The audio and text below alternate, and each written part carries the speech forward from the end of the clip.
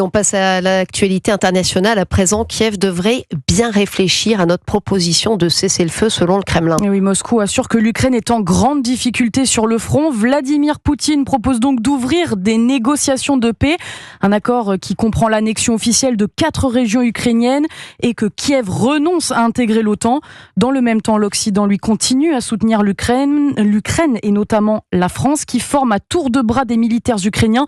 Plus de 10 000 soldats ont déjà été formés. Parmi eux, 200 jeunes engagés dans l'armée de Kiev.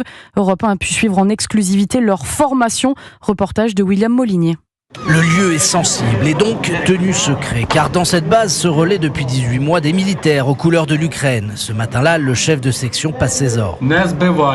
L'instructeur français le corrige immédiatement. Sauf que ça, c'est pas sa zone. Pendant 3 semaines, ces 21 jeunes officiers ukrainiens ont peaufiné leur tactique militaire. On attend qu'ils diffusent des ordres clairs à leurs subordonnés, qu'ils conduisent cette mission du mieux possible en évitant bien évidemment les destructions et en décelant l'ennemi au fur et à mesure de leur progression. Objectif du colonel en charge de la formation, leur donner des clés pour surprendre les Russes lors de leurs futures manœuvres. Il faut qu'ils se différencient de leur adversaire.